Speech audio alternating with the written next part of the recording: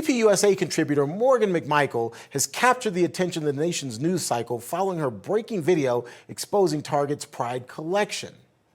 Here at Target because I heard that their new Pride collection was out, so let's take a look. This is a special swimsuit. It is invented for tucking. Live, laugh, lesbian. Are they amoebas? These don't even look like people. Queer. This right here. These are baby clothes. They say that grooming isn't happening, then why are there Pride baby onesies? Trans people will always exist. This is the ugliest shirt I've ever seen. I don't care if you're queer. Why would you wear this? This is ugly. Kids go into a pride parade. You get a little pride skirt for your kid. Super queer. It's like a superpower. Honestly, Target, what is going on? This is pretty disgusting. A whole collection for Pride. The tucking bathing suit, though. This is something new. I have yet to see a bathing suit that is for tucking. Morgan's videos have garnered an impressive 50 million views and continue to gain momentum. She joins me now to talk more about this. Morgan, good to see you. Bizarre. I'm with you. I had never seen a tuck it thing, and I've got the tuck it part, so. It's absolutely bizarre and honestly disgusting. Later, after filming this video, I found out that they even have the binding bathing suit tops that go all the way down to a size extra small. So for girls who want to act like they're boys, they can bind their tops and guys can tuck their bottoms. It's honestly just despicable behavior, especially when it comes to targeting children. You know, if they just wanted to have a Pride collection with some rainbows and not be targeting children directly, I don't think the nation would have such a problem with it. But the sense that you're advertising these items directly to children, I mean, children, not just babies, but also middle schoolers and high schoolers, and they're the ones that are being impressioned with this material on social media and now in school boards. And it was even found out that Target had been using their Pride collection to even advertise and send funding, over $2 million, I believe, to K-12 education around the country, because they're trying to implement this gender ideology and theory within the classrooms, and that's what's sick. So I'm curious, how did you run across all of this? Were you shopping and you just happened upon it? Someone tell you about it and you didn't believe it and went to go check it out? How did you run across this?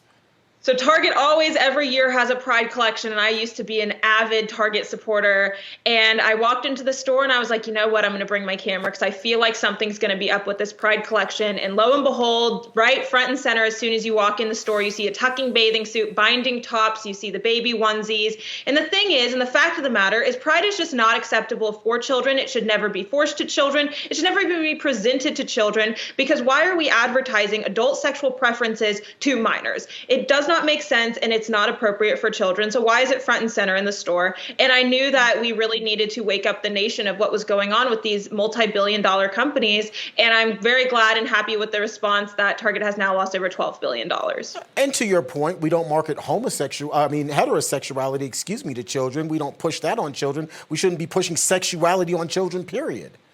Exactly. And I think something that was even more sick to my discovery about a week ago is the satanic designer that Target hired that had a shirt on their website that said Satan respects pronouns and continuously pushing an anti-Christian narrative, designing the Target Pride collection. And those items have since been removed. But the thing is it's really not enough. And enough is going to be when they don't have it at all. Simply putting these displays to the back of the store isn't enough. Just removing a couple shirts isn't enough. And we're going to keep the pressure on Target until they completely cave in.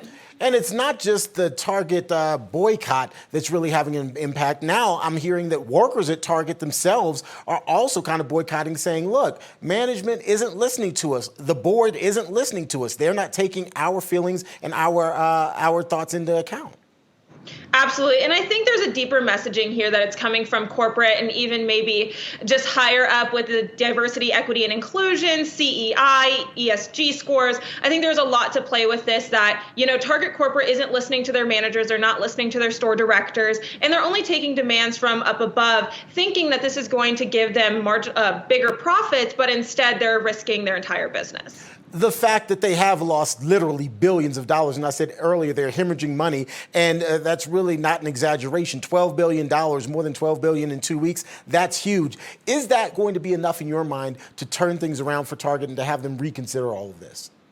I think it may be enough. And I also have noticed we're now day 2 into Pride Month, and there's a lot of other corporations, even the US Navy removed their Pride logo on Twitter. And there have been a multitude of other businesses that haven't been showcasing Pride as big. And I think it's because they fear the boycott and the backlash of what has happened to Target and what has happened to Bud Light as well. And I think companies are starting to be more and more scared and be more reserved with their progressiveness and their agenda. So it's going to be really interesting as the month progresses of how these companies are going to continue acting, what their products are going to look like. But at the end of the day, don't target the kids, stop targeting the kids, and just leave the children out of it. I'm glad you made that final point, because there are some progressives who are going to try to label this as an attack on pride.